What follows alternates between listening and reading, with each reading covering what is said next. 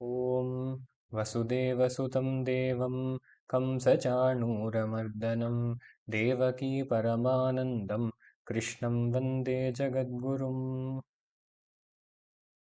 பகவத்கீதையோடு 14வது ஸ்லோகம் வரைக்கும் பார்த்துருக்கோம். பகவான் சொல்றார், மாத்ரா ஸ்பர்ஷாஸ்து கௌந்தேய ஷீதோஷ்ண சுகதுக்கதாக ஆகமாபாயினः அனித்யாக தான் ஸ்திதிக்ஷஸ்வ பாரத. ஹே அர்ஜுனா, இந்த புலன்களும் இந்த பஞ்சபூதங்களுக்கும் நடுவில் ஒரு ஸ்பர்ஷம் ஏற்படும் போது, ஒரு கான்டாக்ட் ஏற்படும் போது அதனால சுகமும் வரும், துக்கமும் வரும். இது ரெண்டுமே சேர்ந்து தான் வரும். எனக்கு சுகம் மாத்திரம் வேணும், துக்கம் வேண்டாம்னா சம்சாரத்தில் அது முடியாது. ரெண்டும் சேர்ந்து தான் வரும். ஒரே காயினோட ரெண்டு பக்கம் மாதிரி இது ரெண்டும். அதனால அது எல்லாத்தையும் தாங்கிக்கோ அப்படின்னு பகவான் சொல்றார். அது சொன்னது மாத்திரம் இல்லை, அப்படி வாழ்ந்து காட்டியிருக்காரு. அவ்வளோ கஷ்டங்களுக்கு நடுவில் எப்போதும் அந்த வாடாத மந்தஹாசத்தோட வாழ்ந்து அப்படி தாங்கிக்க முடியும், என்னை பார்த்து கத்துக்கோன்னு பகவான் வார்த்தைனாலையும் வாழ்க்கைனாலையும் ரெண்டு நாளையும் நம்மளுக்கு காட்டி கொடுக்குறார். அடுத்த ஸ்லோகத்துல சொல்றார், யம் ஹின வியதயந்தேதே புருஷம் புருஷர்ஷப சமதுக்க சுகம் தீரம் சோமிருதத்வாஜ கல்பதே. யார இந்த சுகமும் துக்கமும் அஃபெக்ட் பண்ணுறது இல்லையோ, யாரு சுகத்திலையும் துக்கத்திலையும் சமமா இருக்கானோ, நல்லதாச்சா சரி, கெட்டதாச்சா சரி, இப்படி யாரால பார்க்க முடியறதோ சஹா அமிர்தத்வாஜ கல்பத்தை, அவன்தான் ஞானத்துக்கு அதிகாரி. அந்த மாதிரி ஒரு தீரன் தான் ஞானத்துக்கு அதிகாரி. ஏன்னா வாழ்க்கையாகட்டும் இல்லை அத்தியாத்ம சாதனையாகட்டும், இந்த சுகம் துக்கம்ன்றது எங்க போனாலும் உண்டு. இந்த சரீரத்து கூட கான்டாக்ட் இருக்கிற வரைக்கும், இந்த உலகத்து கூட கான்டாக்ட் இருக்கிற வரைக்கும் சுகம் துக்கம்ன்றது இல்லாம இருக்க முடியாது. எங்க போனாலும் அது ஒரு போர்க்களம் தான், சுத்தி கோலாகலமா இருக்கும். இதுக்கு நடுவுல நம்ம சமநிலை கொலையாம இருக்கிறதுக்கான வழியை தேடுறது தான் புத்திசாலித்தனமே தவிர, உலகத்தை போய் நான் மாத்துறேன்னு கிளம்புனா அங்க பெருசா ஒன்றும் நடக்க போறது இல்லை. சுவாமி விவேகானந்தர் சொல்றார், உலகத்தெல்லாம் பெருசா யாராலையும் மாத்த முடியாது. அது நாயோட வால் மாதிரி, அது எவ்வளோதான் நேராக்கினாலும் நேர் ஆகாது. இன்னொரு இடத்துல சொல்றார், உலகத்துல க்ளீன் பண்றோம்னு நினைச்சுட்டு நம்ம பண்ணிட்டு இருக்கோம். ஆனா வாஸ்தவத்துல நம்ம என்ன பண்ணிட்டு இருக்கோம்னா, ஒரு பக்கத்துல இருக்கிற குப்பையை இன்னொரு பக்கத்துல எடுத்து போடுறோமே தவிர, பெருசா உலகத்தோட நேச்சரை நம்ம ஒன்றும் மாற்ற முடியாது. சுவாமி, பின்ன நீங்களே ஒர்க் ஒர்க் ஒர்க்குன்னு சொல்றீங்களே, அவ்வளோ ஒர்க் ஒர்க்குன்னு சொல்லிட்டு அது பண்ணறதுனால ஒரு பிரயோஜனமும் இல்லைன்னு இன்னொரு பக்கம் சொல்றீங்களே, இதை எப்படி புரிஞ்சுக்கிறதுன்னு யாரோ கேட்டா. அதுக்கு விவேகானந்தர் சொன்னார், அந்த உலகத்தை சரி பண்றேன்னு நீ ஒரு விஷயத்த பண்ற பாத்தியா, அதனால என்ன ஆகும்னா உனக்குள்ள இருக்கிற அழுக்கெல்லாம் போகும். நீ உலகத்தை கிளீன் பண்றேன்னு நினைச்சுட்டு இதை பண்ணிட்டு இருக்க, ஆனா வாஸ்தவத்துல உனக்குள்ள இருக்கிற அழுக்கெல்லாம் போய் போய் உனக்கு சித்த சுத்தி ஏற்படும். அந்த சித்த சுத்தி தான் இந்த எல்லா கர்மாக்கும் பிரயோஜனமே தவிர, உலகத்தெல்லாம் யாராலையும் மாத்தி மறிக்க முடியாதுன்னு சொன்னார். அதனால இந்த கோலாகலத்துக்கு நடுவுலையும் யாரு சமபுத்தியோட இருக்காளோ, வெளியில என்ன நடந்தாலும் தன்னோட சமத்துவம் கலையாம யார் இருக்காளோ, ஒரு சுவாமிகள் வேடிக்கையா சொல்லுவார், சமத்துவம் தான் சமத்தா இருக்கிறது, அசத்து தான் அசடா இருக்கிறது. அதனால வாழ்க்கையில என்ன நடந்தாலும் அதனால பாதிக்கப்படாம சமத்தா யார் இருக்காளோ அவளுக்கு தான் இந்த ஞானத்தை தெரிஞ்சுக்கிற அதிகாரம் இருக்கு. இந்த மாதிரி இருக்கிற ஒரு தீரன், ஒரு தைரியசாலி தான் அமிர்தத்துவத்தை அடைய முடியும் அப்படின்னு பகவான் சொல்ற. இதுக்கப்புறம் வர ஸ்லோகம் தான் பகவத்கீதையோட ஹிருதயம்னு நிறைய பெரியவா சொல்லுவா. வேதாந்தத்தோடு ஹிருதயம் அப்படின்னும் எடுத்துக்கலாம். ஒரே வார்த்தையில வேதாந்த சாஸ்திரத்தையே பகவான் இங்க அடக்கி வச்சுடுறார். நாசதோ வித்யதே பாவஹ நாபாவோ வித்யதே சதஹ உபயோரபி திருஷ்டோந்தஹ த்வனயோஸ்தத்வதர்ஷிபிஹி. எந்த ஒரு வஸ்து இல்லையோ அதுக்கு இருப்பு கிடையாது, எது இருக்கோ அதுக்கு இல்லாமை அப்படின்றது கிடையாது. இது ரெண்டையும் யாரு தெரிஞ்சுக்கிறாளோ அவ அந்த பரம தத்துவத்தை அடைஞ்சிருக்கார். நீங்க நினைக்கலாம், வேதாந்தம்னு சொன்னப்போவே நினைச்சேன் ஏதோ புரியாத மாதிரி தான் இருக்கும். இது பகவான் என்ன சொல்றார்? எது இல்லையோ, எது அசத்தான வஸ்துவோ அதுக்கு இருப்பு அப்படின்றதே கிடையாது. எது சத்தான வஸ்துவோ, எது நிஜமா இருக்கோ அதுக்கு இல்லாமையே கிடையாது. அதாவது அது எதிர்காலத்திலையும் இல்லாம ஆக முடியாது. இப்படி எது இருக்கு எது இல்லைன்னு யாரு தெரிஞ்சுட்டு இருக்காளோ அவாதான் தத்துவதரிசிகள். அவாதான் இந்த தத்துவத்தை நிஜமாவே தெரிஞ்சுட்டு இருக்கா. இப்ப இதை நம்ம தெரிஞ்சுக்கிறதுனால என்ன? ஏன்னா வேதாந்தத்தை நிறைய பேர் ஒரு பிலாசபி ஆக்கி இப்போ ஒரு இன்டெலெக்சுவல் டிபேட் பண்ணி ஒரு 10 சம்ஸ்கிருத பதங்களை உபயோகப்படுத்தி எல்லாம் போட்டு கொடைஞ்சு எடுப்பா. ஆனா சிம்பிளா பார்த்தோம்னா நம்மளுக்கு இப்ப என்ன பிரச்சனை? துக்கம் அப்படின்றது பிரச்சனை. துக்கம்ன்றது எப்போதும் இருந்ததா? எங்கேருந்து வந்தது? அதோட ஸ்வரூபம் என்ன? துக்கம்ன்றது அப்பப்போ வருது, எங் அப்புறம் திருப்பி போயிடுது, திருப்பி கொஞ்ச நேரம் ஆனால் வேற ரூபத்துல வருது, திருப்பி மறைஞ்சு போயிடுது. எங்கேருந்து வருது இந்த துக்கம்? சரீரத்திலேருந்து வருது, இந்த உலகத்திலேருந்து வருது, அப்புறம் சுற்றி இருக்கிற ஜீவராசிகள்லேருந்து வருது. இதை ஆத்தியாத்மிகம், ஆதிபௌதிகம், ஆதி தெய்வீகம்னு சொல்லுவோம். நமக்குள்ளேருந்தே வர பிரச்சனைகள், நம்ம சரீரத்திலேருந்தும் மனசுலேருந்தும் வர பிரச்சனைகள், நம்மளை சுற்றி இருக்கிற ஜீவராசிகள் கிட்டேருந்து வர பிரச்சனைகள், அப்புறம் நிலநடுக்கம், அதிவிருஷ்டி, அனாவிருஷ்டி, பிரகிருதி விகோபம்னு எதை சொல்கிறோமோ, நேச்சுரல் கெலாமிட்டிஸ், இதுலேருந்து வர கஷ்டம். இப்போ வேதாந்தம் நம்மள்ட்ட என்ன சொல்லுறது?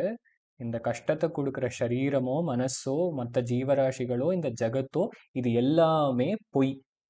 இது எதுவுமே சத்தியம் கிடையாது. இது எதுக்குமே இருப்பு கிடையாது. இது மித்யை அப்படின்னு சொல்றோம். இருக்கிற மாதிரி தெரியுது. ஆனந்த ஸ்வரூபமா இருக்கிற அந்த சச்சித் கன வஸ்துல இந்த துக்கத்தை கொடுக்கக்கூடிய எந்த வஸ்துவுமே நிஜம் கிடையாது. கௌடபாதாச்சாரியார் சொல்றார், ந நிரோதோ நச்ச உற்பத்தி ந பத்தோ நச்ச சாதகா ந முமுக்ஷு ந வைமுக்தா இத்தேஷா பரமார்த்ததா. இங்கே சிருஷ்டின்னு ஒன்று நடக்கவே இல்லை, லயம்னு ஒன்று நடக்க போறது இல்லை, இங்கே யாருமே பந்தத்தில் இல்லை, இங்கே சாதகன்னு ஒருத்தன் கிடையவே கிடையாது, இங்கே முமுக்ஷுவும் கிடையாது, முக்த புருஷனும் கிடையாது. இதுதான் பரமார்த்த தத்துவம். ஏன்னா ஒருத்தரை காட்டி இவர் முக்த புருஷன்னு நம்ம சொல்லணும்னா இன்னொருத்தனை பத்த புருஷன் அப்படின்னு நம்ம ஒத்துக்கணும். ஒருத்தன் பந்தத்துல இருக்கிறத தான் இன்னொருத்தரை இவன் பந்தத்துல இருக்கான், அவர் முக்த புருஷன்னு நம்ம பிரிக்க முடியும். அதனால அந்த பத்த புருஷன்னு நம்ம சொல்றவனோட பந்தத்தை கூட ஒத்துக்க முடியாது. ஏன்னா முக்தின்றது நம்மளோட நிஜமான ஸ்வரூபம். இந்த ஆகாசம் போல இருக்கிற ஆத்மாவை பந்திக்கவே முடியாது. அது எப்போதுமே ஃப்ரீயா தான் இருக்கு. அதுன்னு ஒரு வஸ்துவா சொல்றோமே தவிர இந்த நான் அப்படின்ற அனுபவம் அது எப்போதும் எதுக்கும் கட்டுப்படாம ஆகாசம் போல ஃப்ரீயா தான் இருக்கு. நம்ம தான் இந்த உபாதிகள் எல்லாம் வச்சுட்டு பந்தத்துல இருக்கேன், மோட்சம் வேணும் மோட்சம் வேணும்னு சொல்றோமே தவிர பகவான் சொல்றார், எதெல்லாம் பத்தமா இருக்கோ, எதெல்லாம் தோன்றி மறையிறதோ அதெல்லாம் அசத்து. வாஸ்தவத்துல இருக்கிற சத் வஸ்துக்கு அழிவும் கிடையாது, ஜனனமும் கிடையாது. அது என்னைக்குமே பந்தத்துக்குள்ள வரவே முடியாது. அதோட ஸ்வபாவமே இருப்பு, அதோட ஸ்வபாவமே உணர்வு, அதோட ஸ்வபாவமே ஆனந்தம். ஆச்சாரியர் ஆத்மா போதத்துல சொல்றார், பிரகாஷோர்கஸ்ய தோயஸ்ய சைத்தியம் அக்னேர் யதோஷ்ணதா ஸ்வபாவ சச்சிதானந்த நித்திய நிர்மலதாத்மனஹா. எப்படி சூரியனுக்கு வெளிச்சமே ஸ்வபாவமா இருக்கும். சூரியன் ஒரு வாட்டி எல்லாரையும் கூப்பிட்டு கேட்டாரா, எனக்கு இருட்டை காட்டி தர முடியுமா? ஆனா சூரியனுக்கு யாராவது இருட்டை காட்டி தர முடியுமா? சூரியன் இருந்தாலே அங்க இருட்டு இருக்க முடியாது. ஏன்னா வெளிச்சம் அப்படின்றது சூரியனோட சுபாவம். தண்ணி அப்படின்றது சுவாபாவிகமாவே குளிர்ச்சியை கொடுக்கும். அக்னி அப்படின்றது சுவாபாவிகமாவே சூடு கொடுக்கும். ஆனா நம்ம கேட்குறோம், சுடு தண்ணின்னு ஒன்று இருக்கு. சுடு தண்ணி எப்படி சுடு தண்ணி ஆச்சு? நம்ம ஒரு ஸ்டவ் மேல பானையை வச்சு அதுல தண்ணியை வச்சு சூடாக்குறோம். தண்ணிக்கு சூடு எங்கேருந்து வந்ததுன்னா அந்த பானையிலேருந்து வந்தது. பானைக்கு சூடு எங்கேருந்து வந்தது? அக்னியிலேருந்து வந்தது. அந்த அக்னிக்கு சூடு எங்கேருந்து வந்தது? அதோட சுவாவமே சூடு தான், வெளியில எங்கேருந்தோ வரல. ஆனா தண்ணியோட சுவாவம் சூடு கிடையாது. அதனால அது அக்னிட்டேந்து தள்ளி எடுத்து வச்சுட்டோம்னா அது அந்த சூடு போய் அதோட நிஜஸ்வபாவமான குளிர்ச்சி வந்துடும். இதுதான் பாகவதம் சொல்லுறது. தேஜோ வாரிமிருதாம் யதா வினிமயோ எத்திர த்ரிசர்கா அமிர்ஷா. இந்த த்ரிசர்க்கம் சத்வ ரஜஸ் தமோ குணமான இந்த சிருஷ்டி தேஜோ வாரிமிருதாம் யதா வினிமயோ, வெளிச்சம், தண்ணி, பூமி, இது மூணும் எப்படி மாறி மாறி தோன்றதோ, ஒன்றை இன்னொன்னா நம்ம பார்த்து தப்பா புரிஞ்சுக்கிறோம். இப்போ காணல் நீர்னு என்னதை சொல்றோமோ அங்க வாஸ்தவத்துல இருக்கிறது பூமியும் வெளிச்சமும் தான். அந்த மறுபூமியில டெசர்ட்ல நிலம் இருக்கு, பூமி இருக்கு, அது மேல வெளிச்சம் விழருது. ஆனா இது ரெண்டும் சேரும்போது அது ஏதோ ஒரு காரணத்தினால தண்ணி மாறி தெரியறது. இதுக்கு மகாபாரதத்துல ஒரு கதை உண்டு. மயாசுரன்னு ஒரு அசுரன். அவன் இருக்கிறதுலயே பெஸ்ட் ஆர்கிடெக்ட். ஏதோ ஒரு காரணத்தினால கிருஷ்ணர்கிட்டயும் அர்ஜுனன் கிட்டயும் அவனுக்கு ஒரு கிருத்தக்னதா பாவம். அதை எப்படி நான் வெளிப்படுத்திக்கிறதுன்னு கேட்டப்போ, ஒரு நிறைய இந்த மாதிரி மாயாஜாலங்கள் இருக்கிற ஒரு பேலஸை கட்டி கொடுன்னு கேட்டான் அர்ஜுன். இப்போ மயாசுரனும் சரி அந்த மாதிரி ஒரு மாளிகையை கட்டி எல்லாரையும் கிரகப்பிரவேசத்துக்கு கூப்பிட்டான். அப்போ கிரகப்பிரவேசத்துக்கு கூப்பிட்டான். அங்க என்னெல்லாமோ மாயாஜாலம் தெரியாது. துரியோதனன் அப்படியே உள்ள வந்தான். உள்ள வந்தா திடீர்னு ஒரு ரூமுக்கு நடுவுல ஒரு ஸ்விம்மிங் பூல் மாதிரி இருக்கு. அதை தாண்டியும் போக முடியாது. அதை தாண்டி போனாதான் ஆத்துக்குள்ள போக முடியும், பேலஸ்க்குள்ள போக முடியும். ஆனா பிரிட்ஜோ இல்ல சைடு வழியா போறதுக்கோ இப்படி எங்கேயும் வழி கிடையாது. இந்த தண்ணி வழியா தான் போகணும். ஓ, துரியோதனன் நினைச்சுன்னா என்ன தலையெழுத்தோ இதுன்னு செருப்பெல்லாம் கட்டி வேஷ்டியெல்லாம் மேலே இழுத்து கட்டிண்டு காலை வைக்க பார்த்தா அது தரை, அங்க தண்ணியே இல்லை. அப்படி அங்க ஒரு குளமோ ஒரு நிறைய தாமரைகள் எல்லாம் இருக்கிற மாதிரி இந்த மயாசுரன் டிசைன் பண்ணியிருக்கான். இப்போ எல்லாரும் துரியோதனனை பார்த்து சிரிக்கிறான். சரின்னு முன்னாடி போறான். திருப்பி கொஞ்சம் கூட முன்னாடி போனா அதே மாதிரி இன்னொரு ரூம் வருது. சரி, இந்த மயாசுரன் இந்த இடத்துலயும் அந்த மாதிரி ஒரு ரூமை கட்டியிருக்கான்னு நினைச்சேன்னு காலை உள்ள விட்டா தொப்புன்னு கீழே விழுந்து தண்ணியில நனைஞ்சுட்டான். ஏன்னா அங்க நிஜமாவே ஒரு தண்ணி இருக்கு, ஆனா அது பார்க்கறதுக்கு தர மாதிரி இருக்கு. அப்போ எல்லாரும் பாண்டவாளெல்லாம் ஜோரா சிரிச்சாளாம். அதுலயும் திரௌபதியும் பீமசேனனும் விழுந்து விழுந்து சிரிச்சாளாம். இதனால அவமானப்பட்டதுனாலதான் துரியோதனன் இவாளை எப்படியாவது பழி வாங்கணும்னு அங்கேருந்து தான் அவன் யோசிச்சு சகுனி மாமா கூட சேர்ந்து சூதாடத்துக்கு கூப்பிட்டெல்லாம் கதை முன்னாடி போறது. ஆனா இங்க என்ன நடந்ததுன்னு நம்ம பார்த்தோம்னா, தண்ணி தர மாதிரி தெரிஞ்சது, அடுத்த இடத்துல தர தண்ணி மாதிரி தெரிஞ்சது. அதே மாதிரிதான் இந்த சிருஷ்டியும் ஒரு விஷயம் இன்னொரு விஷயம் மாதிரி தப்பா தெரியறது. தரையோடு பிரகிருதியே வேற, தண்ணியோடு பிரகிருதியே வேற. ஆனா தரையில தண்ணியோடு பிரகிருதி இருக்கிற மாதிரி தெரியறது, தண்ணியில தரையோடு பிரகிருதி இருக்கிற மாதிரி தெரியறது. அந்த மாதிரி இந்த ஆத்மாவோட ஸ்வபாவமே சச்சிதானந்தம். இது இருப்பு, உணர்வு, ஆனந்தம். இதுதான் ஆத்மாவோட ஸ்வரூபம். இந்த உலகத்தோட என்ன ஸ்வரூபம்னா அதுக்கு இருப்பும் கிடையாது, உணர்வும் கிடையாது, இங்க ஆனந்தமும் கிடையாது, எதுவுமே கிடையாது.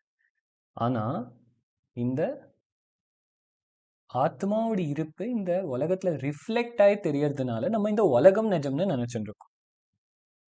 எப்படி ஒரு நதிக்கு பக்கத்துல ஒரு மரம் இருந்ததுன்னா, இல்ல குளத்துக்கு பக்கத்துல ஒரு மரம் இருந்ததுன்னா, அந்த தண்ணிக்குள்ள அந்த மரத்தோட ரிஃப்ளெக்ஷன் தெரியும். அதுக்குன்னு அந்த தண்ணிக்குள்ள போய் பார்த்தா நம்மளுக்கு மரம் கிடைக்காது.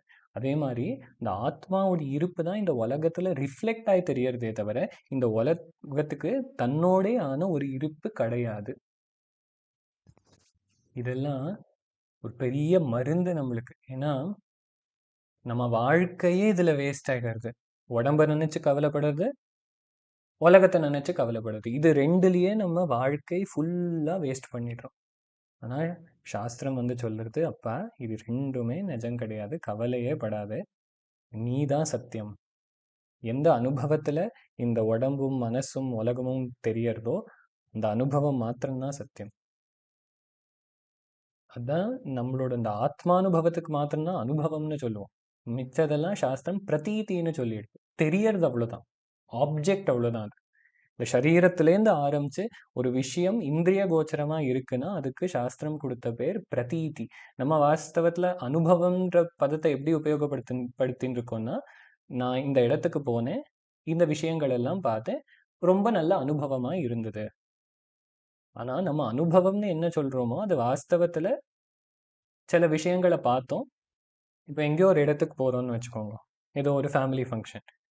நான் இந்த இடத்துக்கு போனேன். நான் இவாளெல்லாம் பார்த்தேன்.